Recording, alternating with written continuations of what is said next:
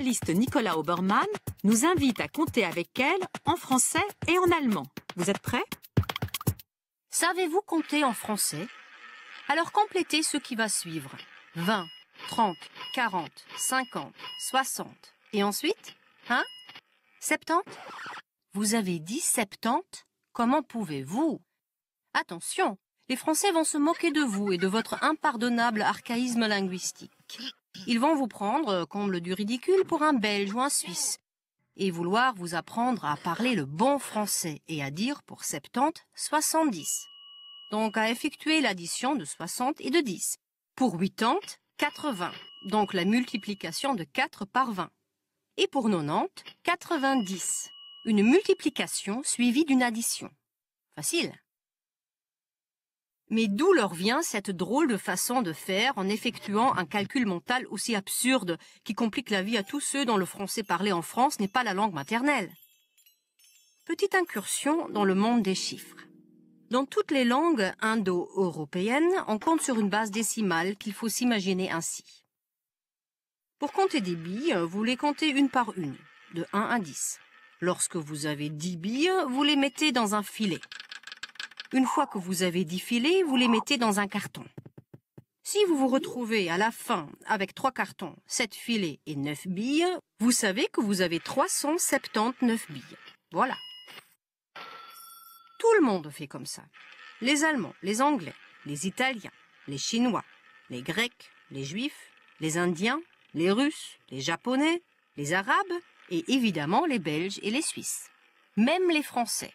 Sauf qu'ils dévient de la règle une fois le 69 dépassé. Mais quelle mouche les a piqués? La mouche, c'est la base 20. Il est facile d'imaginer que l'origine de la base 10, ce sont les 10 doigts de la main dont on se sert depuis des millénaires pour compter. Vous l'aviez deviné, non? Eh bien, figurez-vous, il y a des peuples qui ont découvert qu'en plus des 10 doigts, ils avaient 10 orteils et qui comptaient par paquet de 20. C'était par exemple le cas des Aztèques, des Mayas et des Esquimaux du Groenland. 20 billes font un filet, 5 filets, un carton, 8 ans, ce sont 4 filets, 80, 4 fois 20.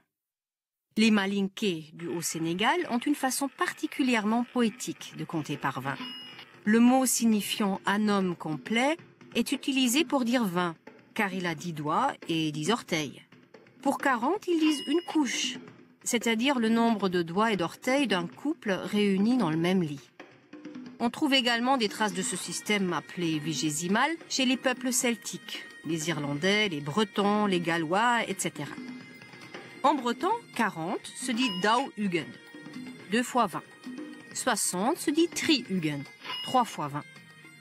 Les Danois vont encore plus loin.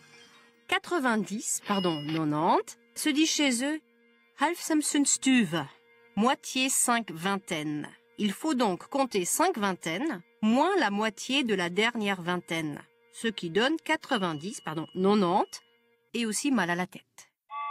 On suppose que la langue française, comme les langues celtiques, a été contaminée par des peuples habitant le littoral et comptant par vingtaines au moment où les peuples indo-européens se sont installés à leur proximité.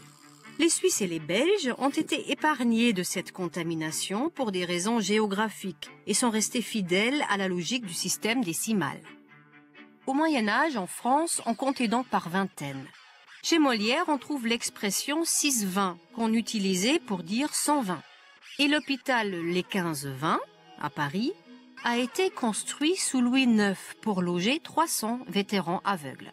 Il s'appelle d'ailleurs aujourd'hui encore Hôpital des 15-20. La Révolution française a bien tenté d'uniformiser les unités de mesure en instaurant le système décimal partout en France, mais elle n'a pas réussi à chasser toutes les traces de la base 20. Et aujourd'hui, contre toute cohérence, les Français s'obstinent à garder ces drôles de chiffres compliqués et extravagants. Ça sonne chic, c'est différent. C'est bien connu, en France, on aime être exceptionnel. Et voici la devinette. Le plan que vous allez voir dure 30 secondes. Où a-t-il été tourné? En France ou en Allemagne? Il y a un indice bien précis à trouver. Regardez bien.